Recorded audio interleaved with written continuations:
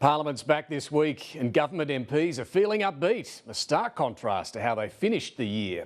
The rejig of the Stage 3 tax cuts has shaken up the political contest and left the coalition in an awkward spot.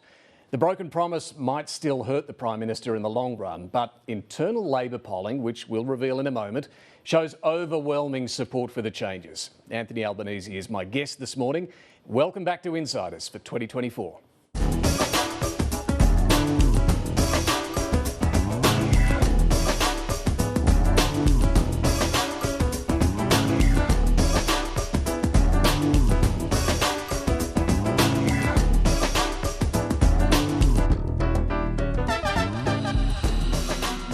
Great to be back for what's going to be a huge year. It's already been a deadly start to 2024 in the Middle East. And over the last 24 hours, the crisis has escalated.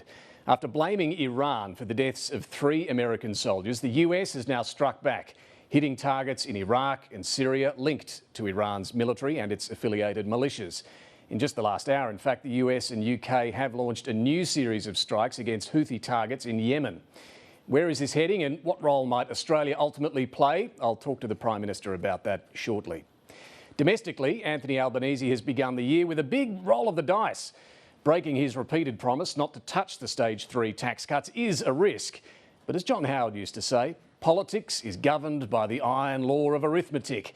And there's an overwhelming number who stand to win by giving less to those at the top end and more to low and middle income earners. Indeed, Labor polling shows a whopping 2/3 of voters are in favour of this move. It's left Peter Dutton wedged and Liberal MPs divided. Anthony Albanese has abandoned key elements of big tax cuts his government's repeatedly supported. When economic circumstances change, the right thing to do is to change economic policy. The Australian Prime Minister, the Honourable Anthony Albanese. What are they booing him for? Because, well, we've got a heap of rich people over there watching the tennis, had a bit of their tax taken off them. $20 being given to you under these proposed tax changes, your rent alone going up $150. This is our plan. We will put it to the Parliament. I vote on different issues rather than hip pocket. I wouldn't trust Albanese as far as I could throw him, to be quite honest. His integrity is shot, and his cabinet, like lemmings, have followed their lying Prime Minister off an integrity cliff. Voters are going to be better off. Will you really stand in the way of these changes? Well, Sarah, the Liberal Party's always been the party of lower taxes, and that's going to continue. Who here is a really good sharer? You're good sharers? They are diabolically out of touch with Middle Australia and with their own communities. Is it true that you guys are about to do a deal with the government because you want to freeze the Greens out? We will make our decision when we see the legislation. The December quarter inflation number has come in, it's fallen, it's down to 4.1% for the December quarter. I reckon by the middle of the year we will start to see interest rates and hence mortgage rates starting to fall. This is more welcome and more encouraging progress, but not mission accomplished because people are still under pressure. Rising prices faster than wages, rising mortgage payments and rising taxes are crushing the budgets of Australian households. The government has made decisions which have kept inflation higher for longer, which means that your interest rates are staying higher for longer. Inflation is slowing, real wages is growing, and from the 1st of July we will see tax cuts flowing. Thanks very much, everyone. Thank you. My guest this morning is Prime Minister Anthony Albanese. First, let's check what's making news. Internal Labor polling shows 2/3 of voters support proposed changes to the Stage 3 tax cuts, despite the Prime Minister breaking an election promise. Now, this is internal party polling, so take it for what it's worth, but here's what's been given to me. It shows 66% approve the changes, only 13% disapprove, while 21% neither approve nor disapprove. Support is strongest amongst younger voters, but even amongst over 65s, the approval rate is higher than 60%. 83% of Labor voters approve the plan, as do 53% of Coalition voters and 67% of Greens voters. I understand no specific question was asked about trust or credibility. I've also seen early results of an independent poll that's still in the field, not conducted by either side of politics, and it shows very similar support for the tax changes of 65%. We'll get to the Prime Minister, the panel shortly, for some thoughts on how the tax debate is playing out. We're going to start with the Prime Minister this morning and what's unfolding in the Middle East. Iran has condemned the US airstrikes on sites in Iraq and Syria that took place just over 24 hours ago, but it has not yet threatened to retaliate. The strikes were aimed at facilities linked to Iran's military and militia groups that it supports. Iraq says 16 people, including some civilians, were killed. 18 were reportedly killed on Syrian soil. It follows that drone attack on a US base which killed 3 American soldiers. Their bodies have now been returned to home soil. President Joe Biden was on hand to pay his respects, as you can see. The US blames Iran for that strike, and some Republicans in Washington have been urging the Biden administration to respond with an attack on Tehran itself. But the Biden administration is trying not to escalate the conflict. Instead, it chose to strike these 85 targets across Iraq and Syria. These are some of the pictures of the aftermath. The US says it targeted weapons depots and command centres, and this won't be the end of it. This was about degrading capability, taking away, in a more robust way than we have in the past, taking away capabilities by the IRGC and the militant groups. These responses began tonight. They're not going to end tonight.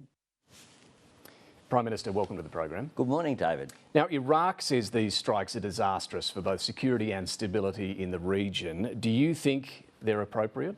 We support the actions of the United States. These are proportionate. These are retaliatory for the actions of basically Iran-backed organisations, and they are not an escalation.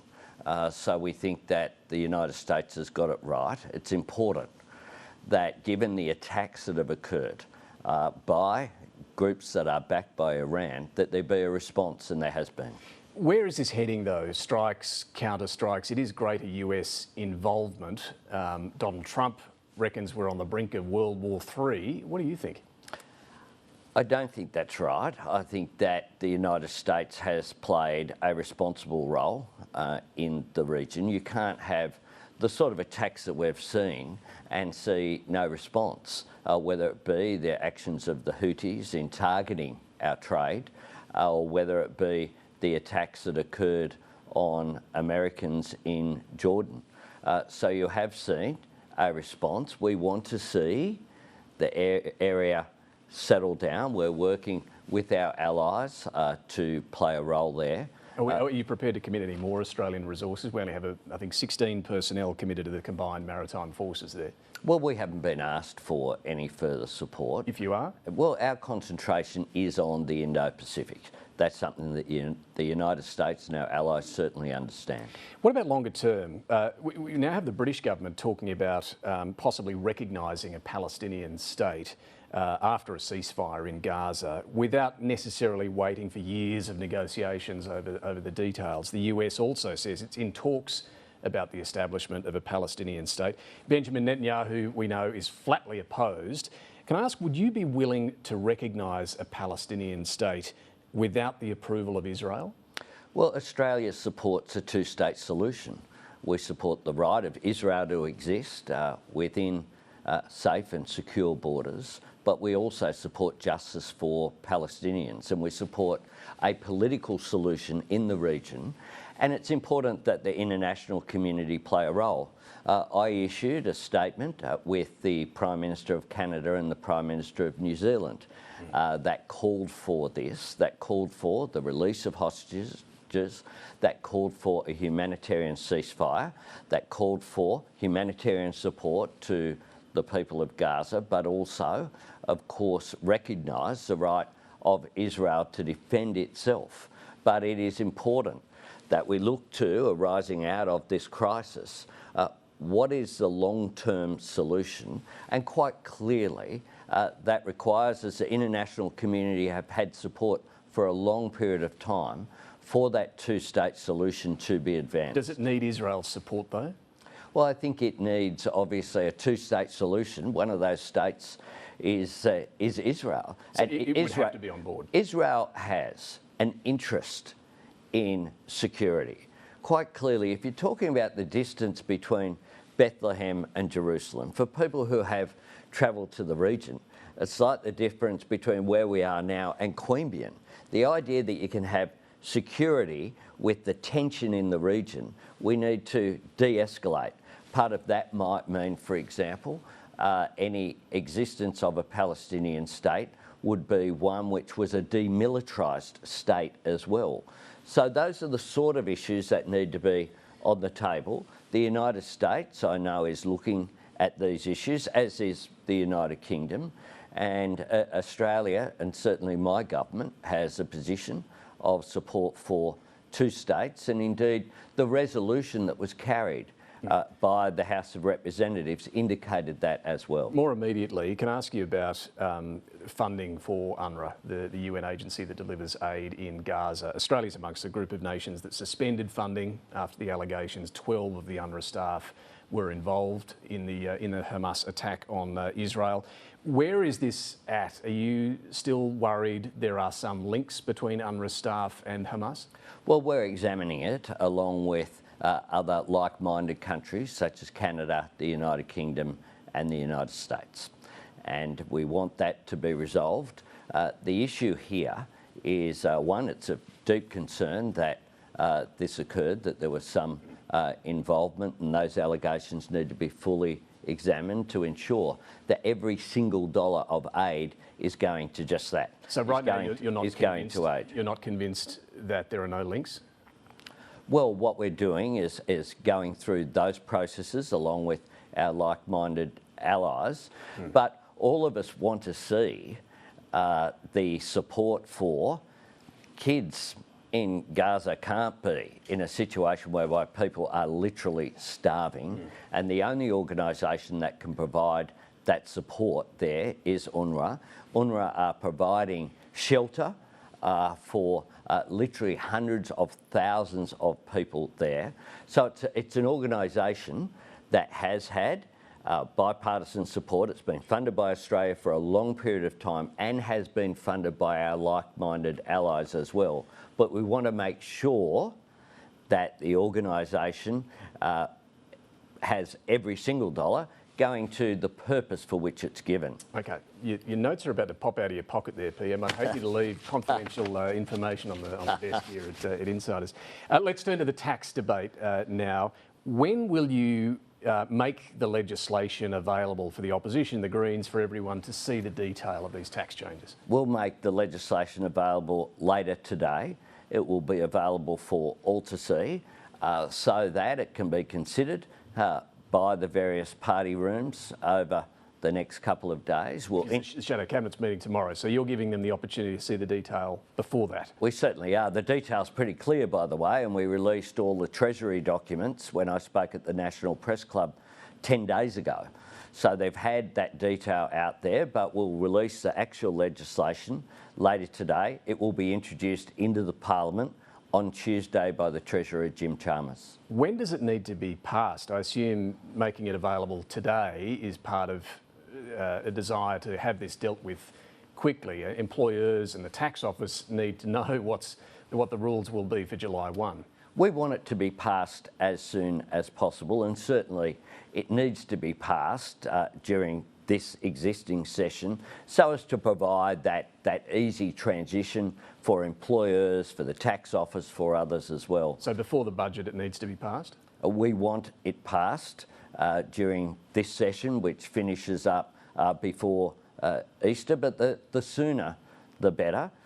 We'll be able to give consideration in the House of Representatives over the next 2 weeks, and then the Senate will return after just a 1-week break and be able to consider the legislation. But this is legislation which people will see, which will give every taxpayer a tax cut, and it should receive the support of every parliamentarian. Well, you've obviously been selling this line that every taxpayer gets something. 84% of taxpayers will get more than they would have originally. Here's what I still don't understand. If it is fairer, better for Middle Australia, why didn't you take this package to the election? Well, circumstances have changed. And what we've done is respond to the changed economic circumstances. You'd be aware, David, that I don't think you or any other commentator was saying that there would be 13 interest rate increases between, they started, of course, under the Morrison government, but continued that inflationary pressure. Perhaps not that number of interest rate rises, but you yourself were saying before the election, this was from your campaign launch speech, this is the worst inflation rate in 2 decades. You said families are struggling, worried about the future. Why didn't you want to give them more at the time? What has occurred since the election is that cost of living pressures have remained for a period, for a number of reasons. I'm talking about during the election campaign, though, when you knew there was skyrocketing inflation. Why were you so wedded to the higher end tax cuts? During the election campaign, David, you will recall that the former governor now of the Reserve Bank had said prior to that interest rate increase that interest rates would stay at the level, 0.1%, until 2024. And then he started increasing them. Until now. Exactly. Then he started increasing them. Exactly. So the outlook was very different for global inflation.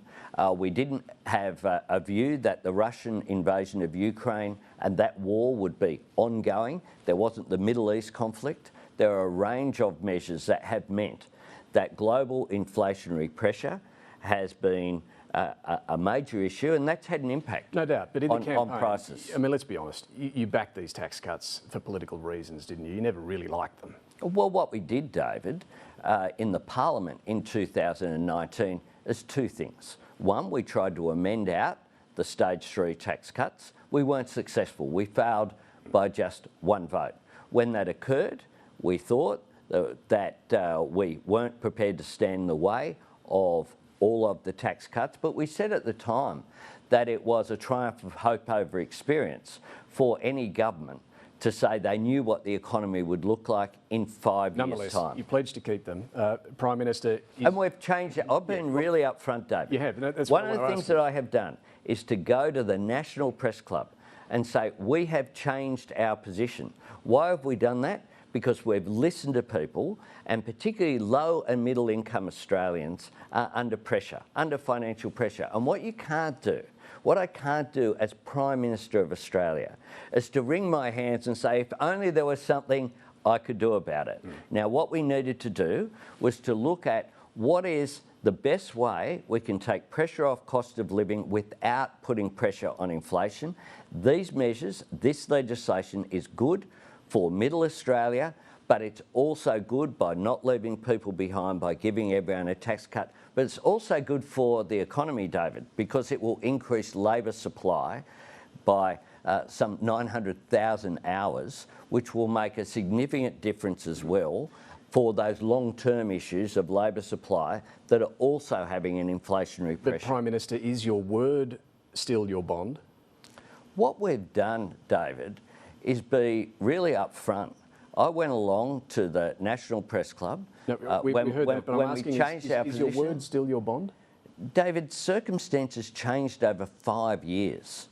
And I certainly, when we said what we did, we were very clear about that. This wasn't some... But I'm asking whether your word is still your bond. Are you going to be... David, I'm an honest person. But will you be less categorical in promises? I'm an honest person, and I am upfront. And what I have done here is be very, very clear. And I've listened to people who are all saying to me, well, what are you doing about cost of living? What are the measures that you can put in place? A lot of people are also saying, what are you doing on negative gearing? Are existing negative gearing rules, in your view, fair? Well, they make a difference for people. They've been there for a long period of time. There's a whole lot of analysis that says that they encourage investment in housing. And the key when it comes to housing is housing supply. So in housing supply, what we've done, the only tax measure that we've had when it comes to housing is a supportive measure to support build to rent. Now that will result in increased supply of between 150 and 250,000 dwellings. But the negative gearing rules are fair at the moment. Well, they're there, David, to be used to... You're the Prime Minister, as you've said, you can't... Well, they're there to encourage investment. And they're fair. David. Well, they're not an equity measure, they're a supply measure. They're not about equity. Equity is through other measures in the tax system as well. Are they responsible? Are they appropriate? Are you supportive of the current rules? Well, we're supportive of the current rules. We have not considered changes to them. And we have, when we look at housing supply, we've had a whole range of measures, whether it be in social housing through the Social Housing Accelerator, whether it be encouraging of private housing as well, whether it be the work that we've done through states and territories about planning measures with our housing bonus to encourage states and territories to increase that supply. That's the key that we need. What about trusts? They are used as a way of minimising tax. Are you comfortable with the existing rules on family trusts?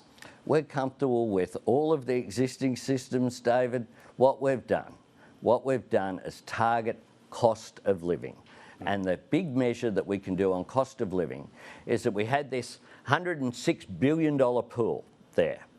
And what we've done is to have a sensible change that we're advancing. And it will be up to the Parliament. They will have to decide whether our plan is better than the existing plan put in place under Scott Morrison. And that's what members and senators will have to weigh up. That's something we're prepared to advocate for and campaign for, because that is what will make a difference. A difference where everyone will get a tax cut right up and down the income scale. What we're doing here is reducing that first rate from 19 to 16, so everyone gets a tax cut. That flows through beyond $45,000. Then we're increasing the rate from 120 to 135 and increasing the top rate, David. And I'll make this point. We're increasing the top rate from 180 to 190. That is the first increase since 2008. And that contrasts with when Peter Dutton was part of the Abbott government that introduced, without any notice before the election, the levy, so-called deficit levy, on those high-income earners without any notice at all, at the same time as he personally tried to introduce a GP tax on going to the doctor. Both sides are probably responsible for this. We rely increasingly on income tax in Australia, and this chart from the intergenerational report last year really underscores the point. It's workers who are going to be shouldering more and more of the tax burden to pay for government services over the years and the decades ahead. Income tax as a proportion of GDP is going up and up. The changes you're making to stage 3, in fact, involve even more bracket creep to the tune of an extra $28 billion over the decade. Don't we need to rely less on income tax? Well, what we're focused on, David, is how we can make changes that make a difference right now.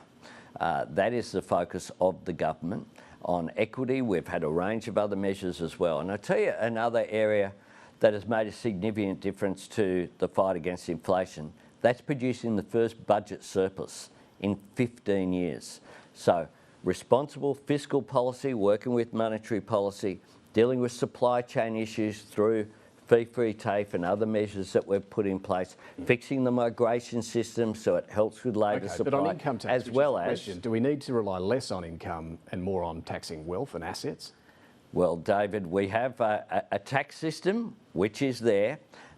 We have put forward these concrete changes, and what I'm doing is arguing for these changes.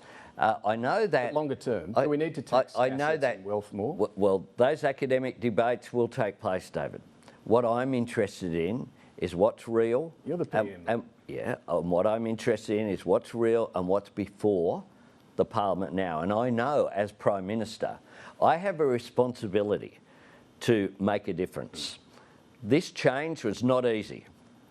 It was not an easy decision, but it was the right decision, done at the right time for the right reasons. So the tax cuts flow from July 1. Inflation's coming down faster than expected. Economists reckon we might see some interest rate cuts before the end of the year. Not by accident, David. Well, it's got... Inflation's coming down because of the responsible policies that my government has put in place. And it contrasts with You spoke about what happened before the last election. Yes, inflation peaked in the March 2022 quarter before we came to office at 2.1%, and the response of the former government under Scott Morrison and Josh Frydenberg and Peter Dutton, all sitting there as part of the ERC, was to pour money into the economy, which made inflation worse. Inflation. We've been dealing with the annual rate peaked a little later than the election. But the point I was going to get to is if things are heading in the right direction, we see some interest rate cuts by the end of the year. There's a bit of speculation, including from Phil Coorey, who's over on the couch there, that you might be tempted to call an election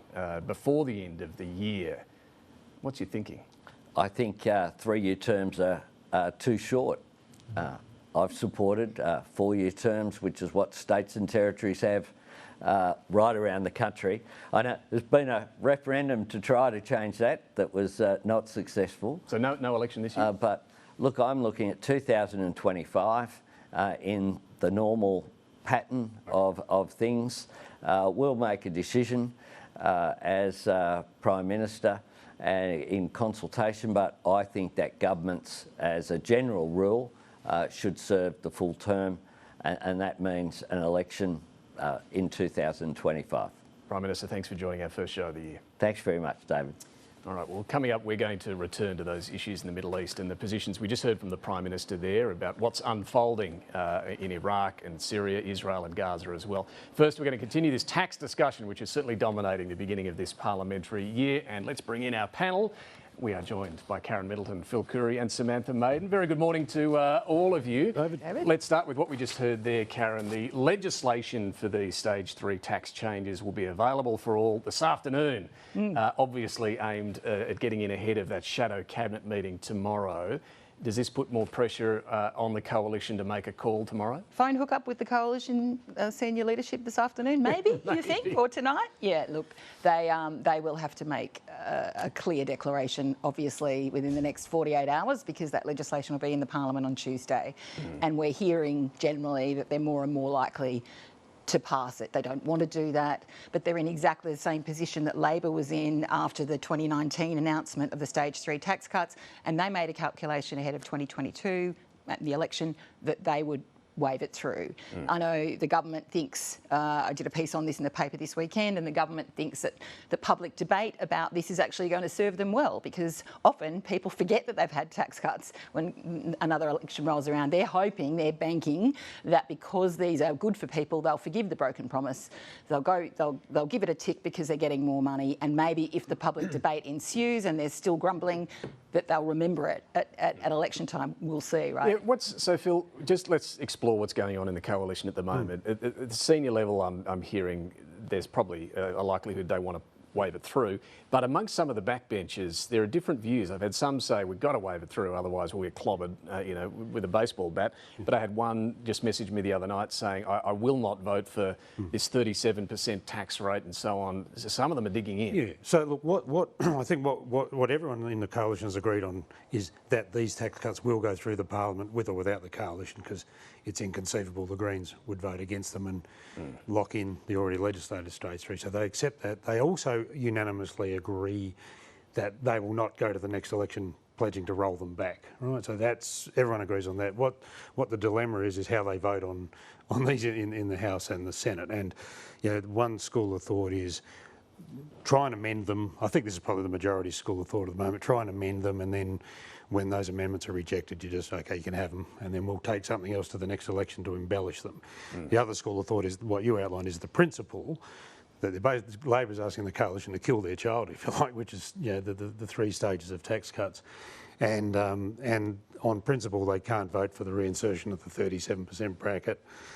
And I spoke to a couple of people late last week, and they sort of think what really matters is whether they go to the election or not, promising to roll them back. That's what would cause the damage, not a short-term. Well, just on that, so tactical sort of, tactical. Peter Dutton was pressed on this on the Today Show on Friday morning.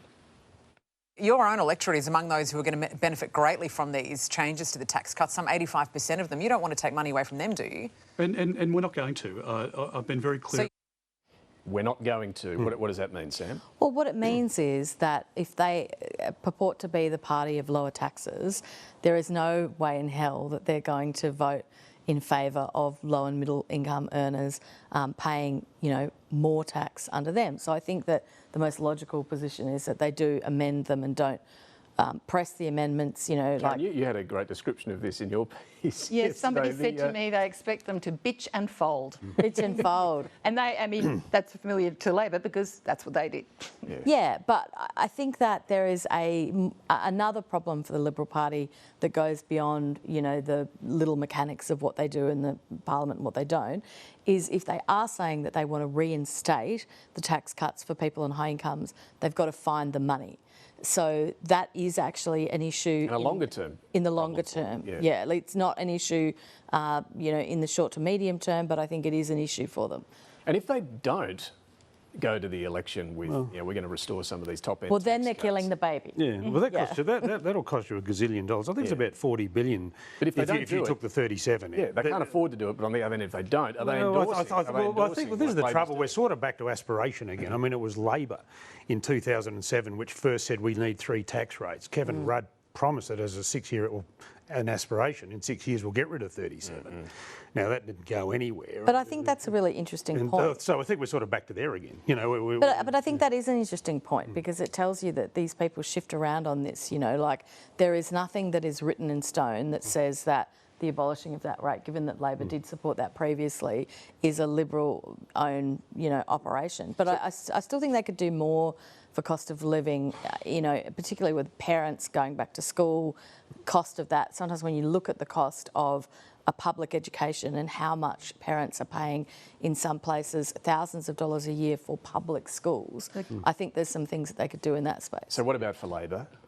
This, as I said, was a roll of the dice. The numbers in that internal Labor polling, as I mentioned, there's another poll that has very similar numbers. It looks like overwhelming support, right, for the Well, it looks like 66% of people support the tax cuts and 88% got a tax cut. There's some people. The question is this broken promise worth it? Well, there are grades of broken promises, aren't there? The electorate is a bit fickle on that point. They don't like broken promises, but if it's going to help them in really difficult times, they might say, well, OK, on the balance, I'd rather have the money. I can forgive that broken promise. But there certainly are people in Labor saying you wouldn't want to do that too many more times because you don't want to build the momentum towards you can't trust them, they aren't what they seem. And we saw, particularly when that character assessment lands on an individual leader, we saw what happened with Scott Morrison. There was a sort of slow burn, chipping away at the image of the guy that we can trust who's on our side. And then the Hawaii trip, Sam had that story, the Hawaii trip was the sort of tipping point. And what they don't want is a build-up of an impression that this guy can't be trusted. You've also got to think about the counterfactual. If they'd started this year with nothing or said, wait till the budget and we'll give you something then, it would have been more drift, Phil. It would have been a dangerous start to the year. Well, if they'd waited till the budget, they probably wouldn't have had time to get it through either. I mean, but the coalition might have been able to stall it somehow. But I think they wanted to get this done and get it done early, and then there'll be more in the May budget on cost of living. The Treasurer was fairly plain about that this week. But you're right. Look, your questions to the Prime Minister about, you could have done this 2 years ago. I mean, the Greens, ACOS, the welfare sector, they were making these arguments Labor's now making a while back. The only thing that's really changed is the polls, right? Without being too cynical. I mean, Labor had a pretty bad second half of last year. They ran off the rails with the Voice, and Middle Australia abandoned them under the perception they weren't doing enough on the cost of living. Now, they were quite focused on it, but people thought they weren't. And so they need to make some big gesture, and they've made it, pretty big one. And in isolation, it's hard to argue against this policy. You had Labor taking this to election. It's a very Labor policy. And the Prime Minister has sort of reveled that it hadn't really touched the sides in political terms. We weren't doing almost enough. Inadvertently corrected himself at the press club. We weren't doing enough. We needed to. Well, he said it hasn't had any impact. Yeah, hasn't had any impact. It's not enough impact. Well, that's a political. What about the longer-term credibility problem this might cause come the next election for Anthony Albanese? I know every galah in the pitch is talking about whether broken promises matter these days, but what do you all think? Well, that's TBA. I think we won't know for a while. And I mean, more of these questions mount what else are you going to go after? I mean, the PM was asked twice in question time end of last year about what's your plans for the tax treatment of the family home, and he wouldn't give a straight answer on it.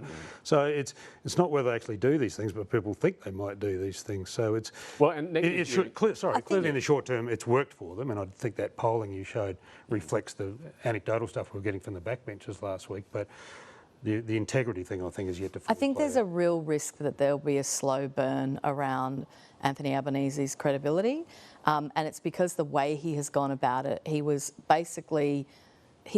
lying. In the days leading up to that, he knew that they were working on that plan, and he was saying that the government's plans haven't changed yet. I think that is disingenuous, and that is something that the Liberal Party now has to work with. And he wasn't really even answering the questions on negative gearing clearly in your. Well, I wanted to come at that a different way, and look, he did say. He did offer some support for the existing rules on both negative gearing and trusts. Now, the reason these have become an issue, I know Labor's getting a little frustrated at the questions on negative gearing, but you guys might remember this. When they announced in opposition their promise to keep the stage 3 tax cuts, it was a joint promise. It was keeping the income tax cuts and the negative gearing rules. The press release has them both in the headline. So it's fair enough one of them's fallen over. What about the other one, negative gearing, that you promised not to touch? I thought Anthony Albanese was perhaps stronger there in defending the rules at the moment than we've heard from others. The Finance Minister, well, have a listen to her language when she was pressed the other day. We have no plans to do that, Carl. We don't. We've got a full tax reform. It's not what I asked.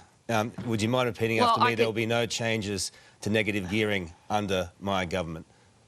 Well, it's not my government, it's the Albanese government, and we have no plans on negative gearing. The problem with the no plans is it's got a familiar ring to it. Well, that's where they get tricky. We have no plans until Cabinet's made a decision, and they make a decision 5 seconds before we make the announcement. So are they deliberately keeping a little bit of wiggle room here to do something down the track? I think I'm sure they'd love to do something. I mean, that was their policy in 2019, but it was politically toxic, and they do not want anyone talking about it now. They say, oh, the reason the coalition has gone straight to negative gearing is because they're losing the argument on the substance about, people are happy, to the point about that you had about the polls. People are happy with getting extra money, so they're losing on the substance and they're talking about this. But that might be true, but what's also true is negative gearing is bad, and as soon as they let, the issue is bad for them, and as soon as they let that conversation broaden out to other aspects of the tax system... Has anything changed though on that issue since 2019? They're criticised for not engaging in proper structural reform, and then you get into the situation you just outlined where they were hitched together. Yeah, but the housing crisis is a pretty... lot worse than 2019. Has the politics shifted at all? Have changed. Well, yeah, of course it has. And the issue is this. I mean, the Labor Party, as most Australians are, I suppose, fair enough, is up to their neck in negative gearing. I mean, you go and have a look at the list of things. I mean, the Prime Minister owns several properties, nothing wrong with that, but all of them are up to their necks with investment properties in Canberra, in, where they live. To be fair, though, they're all on the top income tax rate, and they've made a decision that hurts them personally here as well. But well, hang on. I mean, look, yeah. I think that the Greens are onto something in terms of, that demographic of people, and the RBA material, it tells you the story. Yeah. The people who are renters are in many cases just as, if not more, in some cases, more under financial pressure than people with mortgages. So there's a lot of, room to... Do they need to find a better line, though, Phil, than we have no plans? Well, this is the trouble now. This is the trouble. I mean, unless it's an absolute categorical, dead, buried and cremated type rule out, it's fair game now. All of these questions, and I'm sure they must have taken that into account when they made this decision, but they don't seem that well prepared to handle it thus far. And just quickly, before we leave stage 3, you mentioned the Greens. And there's questions about and they're making some demands along the way, as they do. But it's worth pointing out here, the Greens, fair enough, voted against the original Morrison stage 3 tax cuts because they gave a lot to the top end. But that's now the law of the land.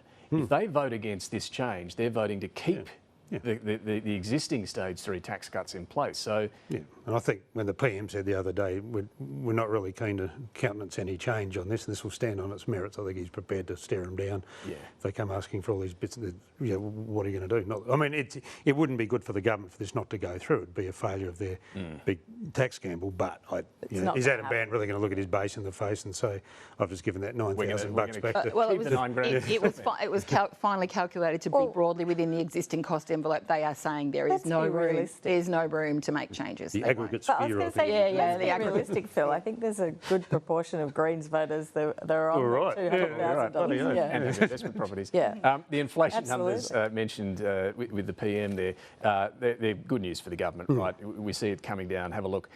Inflation, the PM referred to the quarterly rate, but this is the annual rate. And you can see it peaked at the end of 2022, December 2022, at 7.8%. It's now come down to about 4.1%. So it is tracking below what the Treasury and the RBA were forecasting. It does raise the prospect, economists say, of multiple rate cuts by the end of the year. Oh, that'd be nice. Phil, this, as I say, it's... the Coorey theory. The Coorey theory. Does this open the prospect of an election? Yeah. Look, can I say at the outset, I wholeheartedly agree with the PM. 3-year terms are just woefully inadequate for federal politics. And one of the reasons we're in this sort of,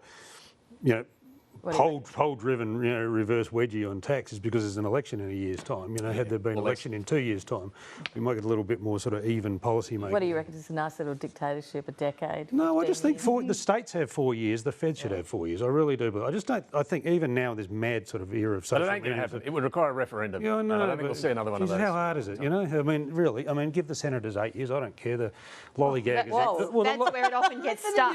But the lollygaggers in the state upper house, they get 8 years. Great, we're going to get some nutter in the Senate. And then I just think you'd get better government, better policy. Anyway, that aside, Dave, look, you'd have to think, if the numbers all start lining up, if inflation's falling faster, and as all the economists are now saying we should get a couple of surpluses under their belt. There was some form of words he used with you there. We didn't rule it out, but he said the plan is 2020. Yeah, but there was some other circumstances thing that or something. Yeah, he was something at the end where he said something like in the normal circumstances, like just leaving the door. Well, it wouldn't. I mean, the next election's due by at the latest May 25. You go November, it's early-ish.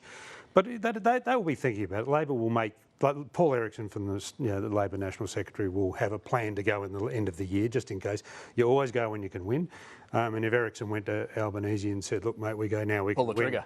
10 seats, it'll be quicker out the Yarra Lumber quicker than a rat up a drain pipe." So it's so if inflation's be a possum. well, okay. They're looking for a sweet spot. They're looking for inflation to moderate.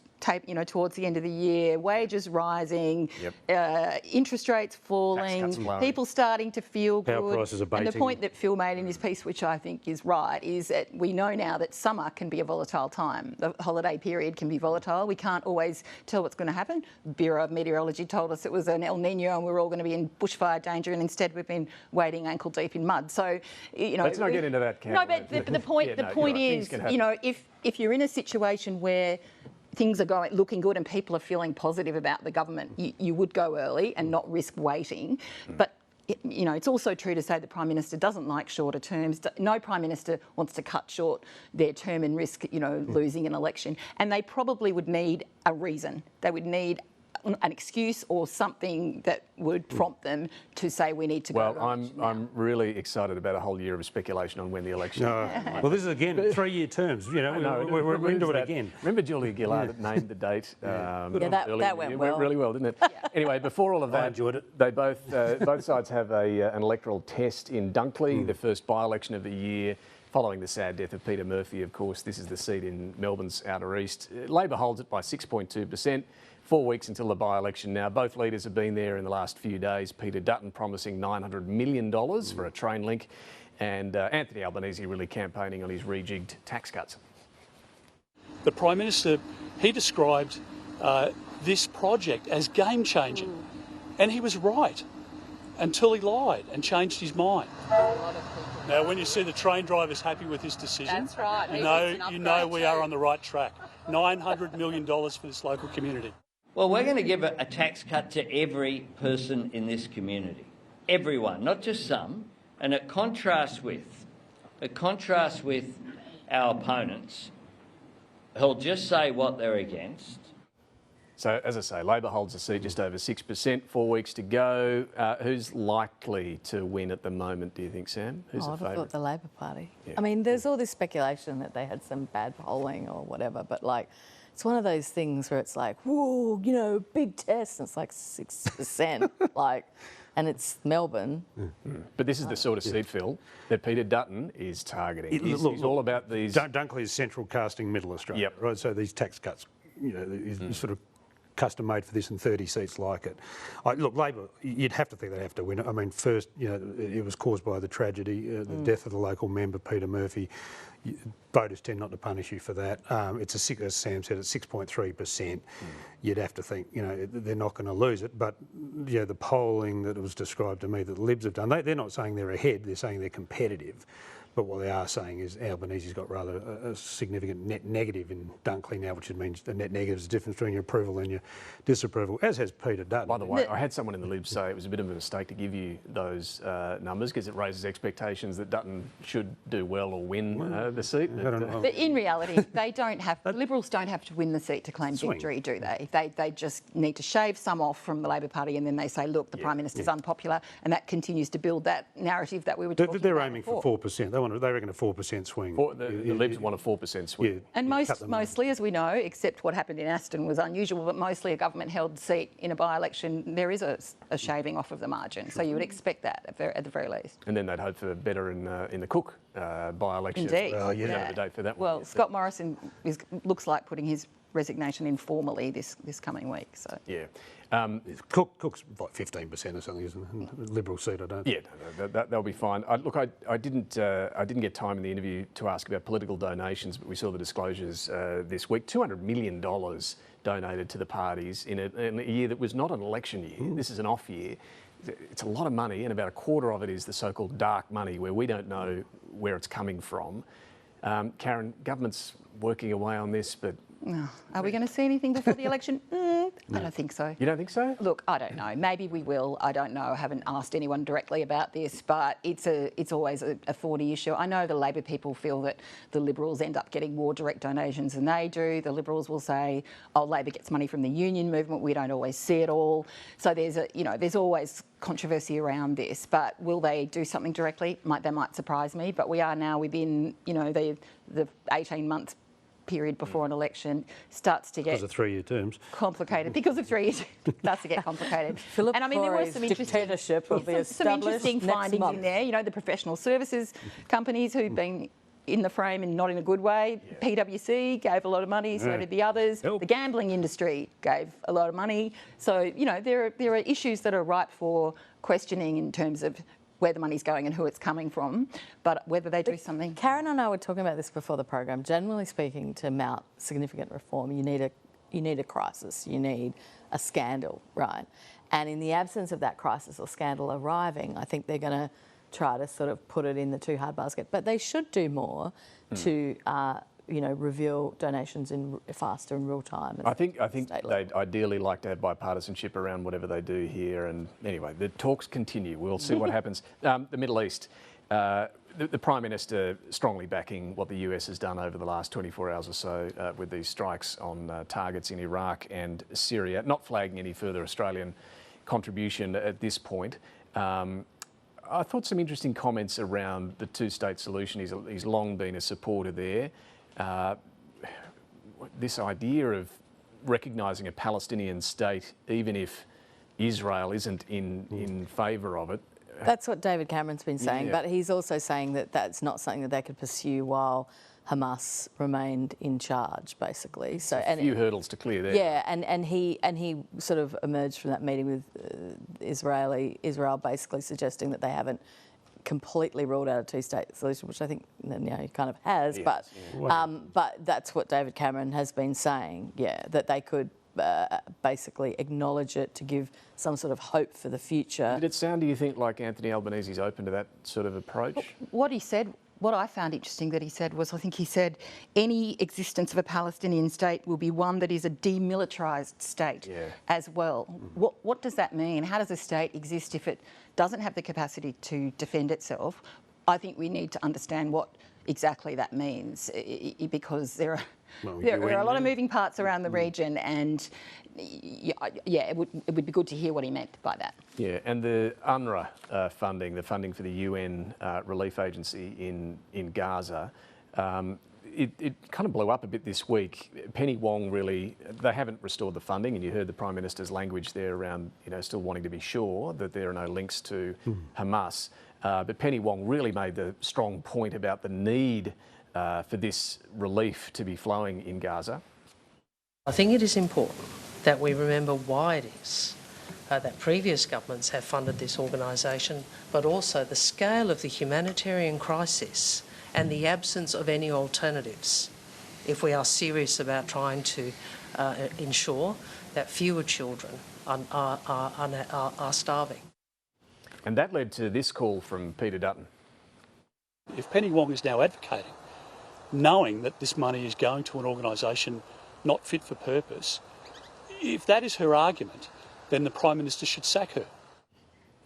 What are the grounds there for what he's saying about, Penny Wong being sacked? No, I mean, not really. I mean, if we were knowingly giving UNRWA money in the knowledge that that they had people in the organisation who are aiding and abetting terrorism, then there's a problem. But I don't think it's nowhere near that crystal clear. And clearly, these things don't always have to be absolute, David. There's a dire need for aid in Gaza at the moment for the kids, and UNRWA is, love it or hate it, is still the agency best there to hand it out, but they've got to clean up their own act. And I think we rightfully need assurances before we start handing money back that they have done that. But I don't think it's this sort of either-or proposition. Still, yeah. I was just going to say, if it's confirmed that people who worked for UNRWA were involved in those October 7 attacks in Israel, that's appalling. But there needs to be a thorough investigation of that and a structure that ensures that that cannot happen again. But starvation can also be a weapon of war, and they need to move fast. Now, just before we go to Talking Pictures, part 2 of the impressive ABC doco Nemesis goes to air tomorrow night. This will be the episode charting the Turnbull years. And of course, we all remember one of the famous moments of the Turnbull years was the bonk ban when the Prime Minister announced that ban after revelations of Barnaby Joyce's affair with, or relationship with a former staffer, Vicky Campion. Look, if you've ever wondered how Barnaby Joyce felt as he watched Malcolm Turnbull announce this bonk ban, we've got a sneak peek for you thanks to Mark Willesee and the team at Nemesis. Marriage breakups are dreadful, but to do it, to have it, to experience it in the full glare of the spotlight. Oh, it hurts. I mean, it's just so disingenuous. It is private, Malcolm. And so what on earth are you doing at the door of the Prime Minister's office, giving a public disclosure and discourse about another person's private life? You're doing this for your own personal gain. Shithead. Sorry, I didn't know that was coming. Tell us what you really think. All right, that's coming up tomorrow night. Our panel, Sam Maiden, Phil Coorey and Karen Middleton, will be back very shortly with some final observations. Time now for Mike Towers and Talking Pictures.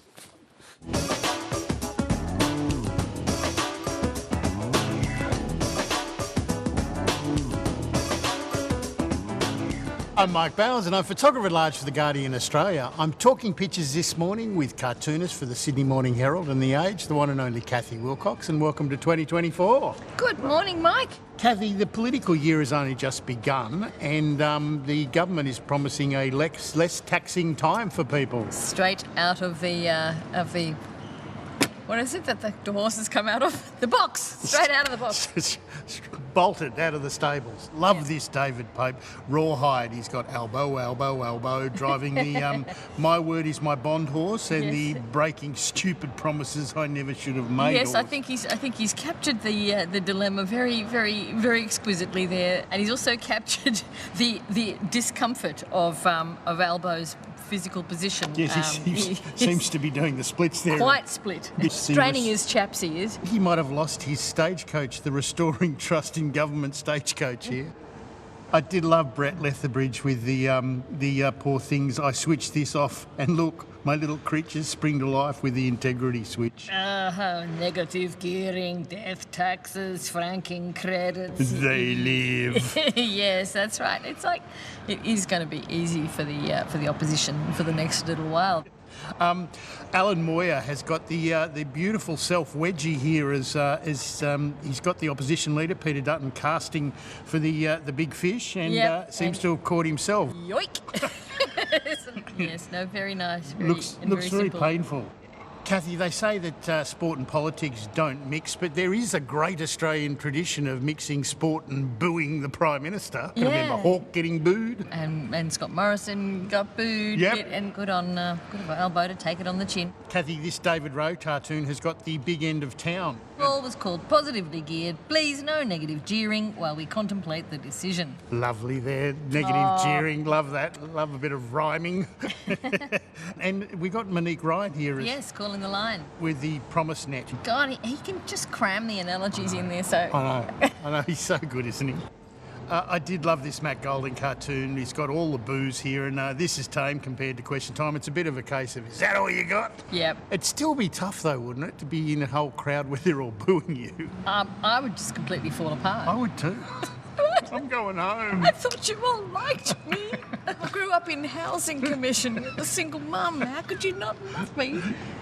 Cathy, the new year has begun, but the war in Gaza is continuing, and you've picked up on this with, we're in the Oval Office here. Joe Biden is attempting to enforce some strong standards. So when he's told that 12 members of the UN's humanitarian aid organisation participated in Hamas's October the 7th attack...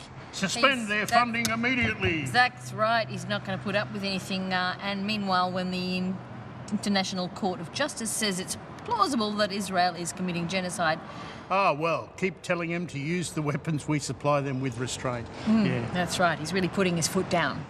The language they use with this is so benign compared to what it does. Humanitarian pause. One of the indicators of our human sophistication, I think, that we can be barbaric, but in such a nice way. David Pope has done the temporary pause with General Albo here, I think, with the UN Court of Justice genocide case being passed to him and support for Israel. And then I'd boo, but I haven't the strength. Here's Netanyahu stopping the aid from going to Gaza. Yeah, shoving the UNRWA papers down Penny's mouth here. Finally, it's a 40-year celebration of Medicare. 40 years of no universal dental care. Dental health has such a big part in overall health, and it's just mad that it's not covered by Medicare. I had a dental visit this week, and it was at 2:30. Cathy, it's been a great pleasure unpicking the events this week, the very first for 2024, and I'll let you do the honours. Great to kick off the new year with you, Mike, and back to you, David Speers. Thank you, Cathy. Thank you, Mike. Great to have you guys back for the year. Let's get some final observations now. Sam. Look, I did have a sense of nostalgia watching Nemesis this week as well, and there was a bit of a moment, I admit, where they got to Knights and Dames, where I thought, you know, I miss the vaudeville, I miss the craziness. It's a wild time. I miss, you know, like going, if you'd go to Malcolm Turnbull's office, there was like this picture of Lucy up on the wall where their eyes would follow you when you're in the room, you know, and like while he'd shout at things and then you'd just have to leave because he was just going mental. It was enjoyable in its own strange way.